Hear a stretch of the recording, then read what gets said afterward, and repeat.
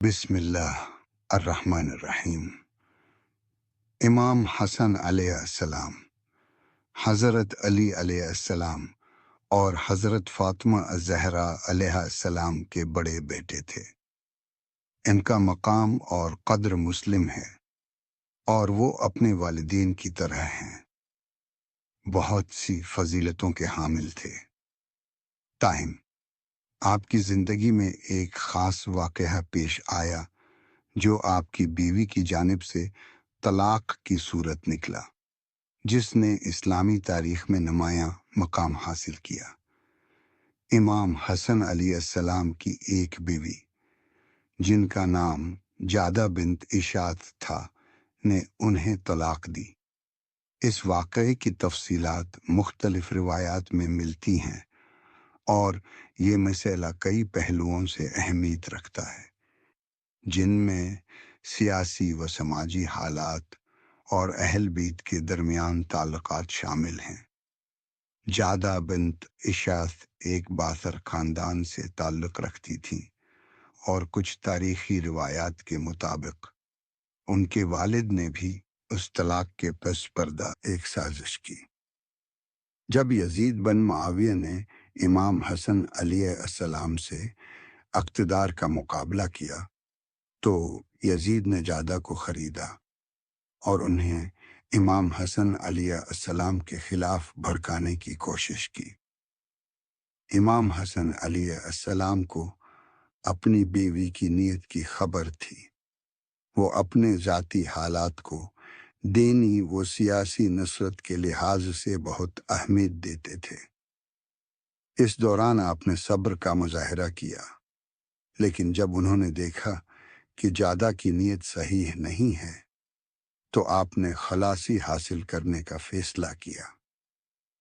ایک دن جادہ نے امام حسن علیہ السلام کے سامنے یہ بات رکھی کہ وہ یزید کے ساتھ مل کر انہیں اقتدار سے ہٹانا چاہتی ہیں۔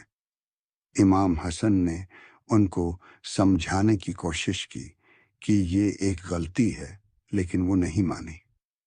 آخر کار آپ نے طلاق کا فیصلہ کیا، لیکن اس کا اثر زندگی بھر آپ پر رہے گا۔ امام حسن علیہ السلام کی طلاق کا واقعہ تاریخ میں ایک نازک موڑ کی حیثیت رکھتا ہے۔ یہ کسی بھی طریقے سے امام حسن علیہ السلام کی شخصیت کو متاثر نہیں کرتا، بلکہ یہ بتاتا ہے کہ آپ ایک معقول اور متوازن شخصیت کے حامل تھے جو حالات کے مطابق فیصلے کرنے کی صلاحیت رکھتے تھے۔ اس واقعے کے بعد امام حسن علیہ السلام کی زندگی سیاسی دباؤ اور دشمنی کے ساتھ گزری۔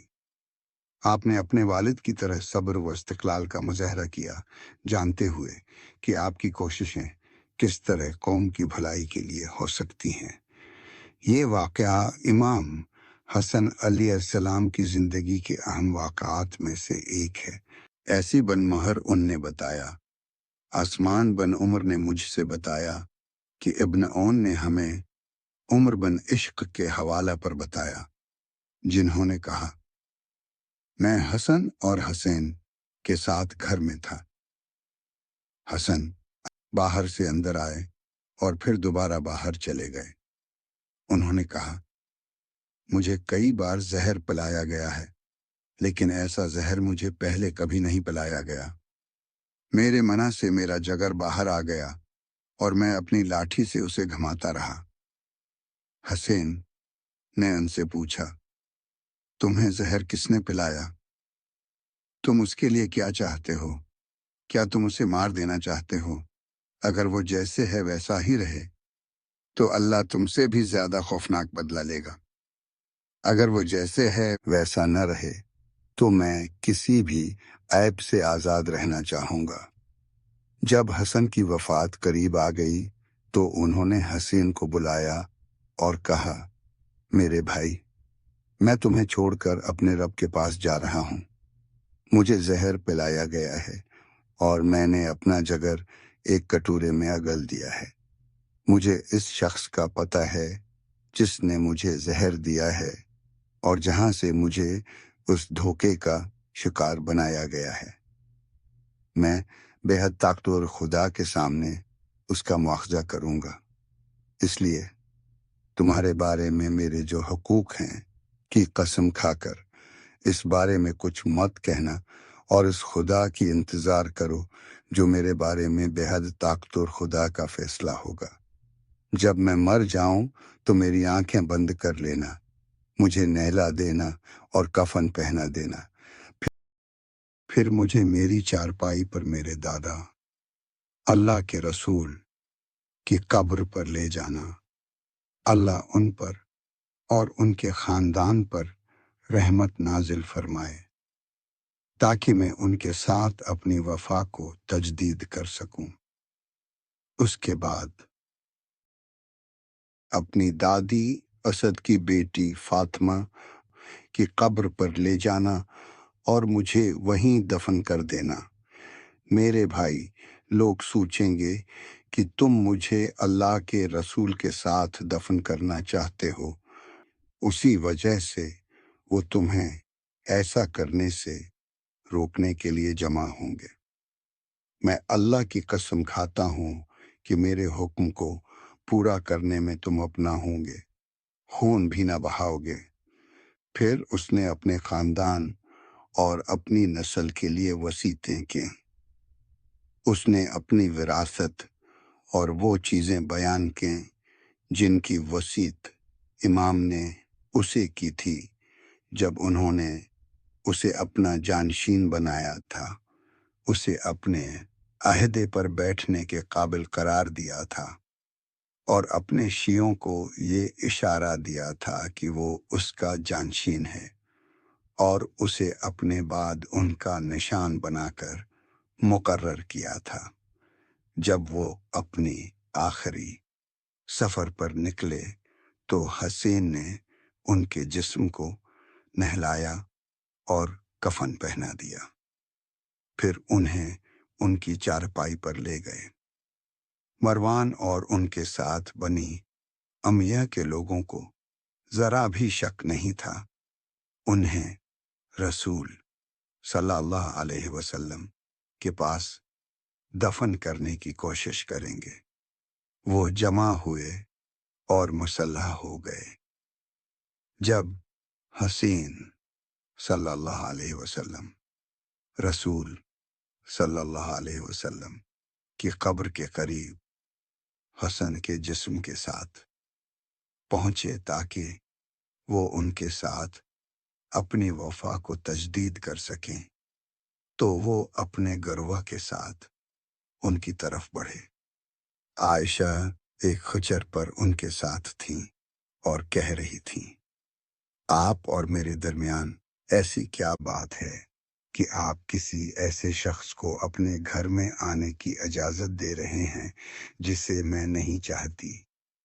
مروان بولنے لگا، اے خدا، جنگ آرام سے بہتر ہے۔ پھر وہ آگے بولا، کیا عثمان کو مدینہ کے باہر دفنایا جائے اور حسن کو نبی کے ساتھ دفنایا جائے؟ جب تک میں تلوار لے کر چلوں گا ایسا کبھی نہیں ہوگا۔ بنی امیہ اور بنی ہاشم کے درمیان اختلاف ہونے والا تھا۔ ابن عباس فوراً مروان کے پاس گئے اور اس سے کہا، مروان، تم جہاں سے آئے ہو وہیں واپس چلے جاؤ۔ دراصل ہم اپنے ساتھی کو رسول اللہ کے ساتھ دفن کرنے کا ارادہ نہیں رکھتے، بلکہ ہم چاہتے ہیں کہ وہ ان سے مل کر ان کے ساتھ اپنی وفا کو تجدید کریں۔ پھر ہم انہیں اپنی دادی فاطمہ کے پاس واپس لے جائیں گے اور ان کی آخری ہدایت کے مطابق انہیں ان کے ساتھ دفن کریں گے۔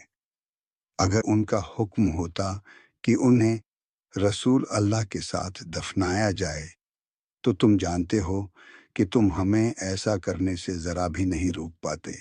حالانکہ وہ اللہ اور ان کے رسول اور ان کی قبر کی تقدس کے بارے میں اتنا جانتے تھے کہ وہ اس پر خون خرابہ نہیں کر سکتے تھے جیسے دوسروں نے کیا ہے جو ان کی اجازت کے بغیر وہاں گئے ہیں۔ پھر وہ عائشہ کے پاس گئے اور اس سے کہا، تم کیا فساد مچاتی ہو، ایک دن خچر پر ایک دن اونٹ پر؟ کیا تم خدا کی روشنی بجھا کر خدا کے دوستوں اولیاء سے لڑنا چاہتی ہو؟ واپس جاؤ، تم جس سے خوفزدہ ہو اس کے خلاف تمہیں اعتماد مل گیا ہے، اور جو تم جاننا چاہتی تھی وہ تمہیں مل گیا ہے۔ خدا کی قسم، یہ گھر ضرور فتح ہوگا، چاہے کچھ دیر بعد ہو۔ حضرت حسین نے کہا، اللہ کی قسم، اگر حسن کی طرف سے مجھے خون خرابہ روکنے کا حکم نہ ملا ہوتا، اور یہ بھی کہ میں ان کے حکم کی پیروی کرتے ہوئے خون کو گلاس میں بھی نہ ڈالوں، تو آپ کو معلوم ہو جاتا کہ اللہ کی تلواریں آپ سے کس طرح مار کھاتی ہیں۔ آپ نے ہمارے اور آپ کے درمیان ہونے والے معاہدے کو توڑ دیا ہے۔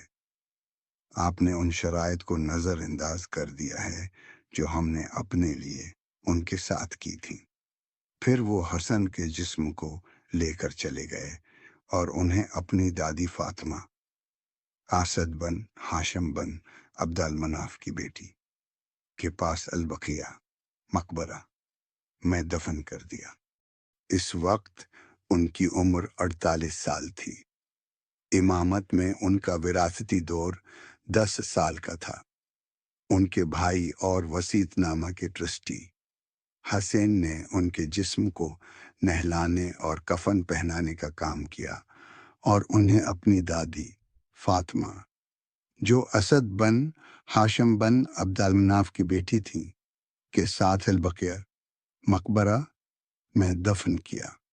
اگر آپ اس واقعے کے بارے میں مزید معلومات چاہتے ہیں تو ان تاریخی کتب کا مطالعہ کریں جو اہل بیت کے بارے میں تفصیلی معلومات فراہم کرتی ہیں، جیسے کہ کتاب سیرہ اور تاریخ طبرانی۔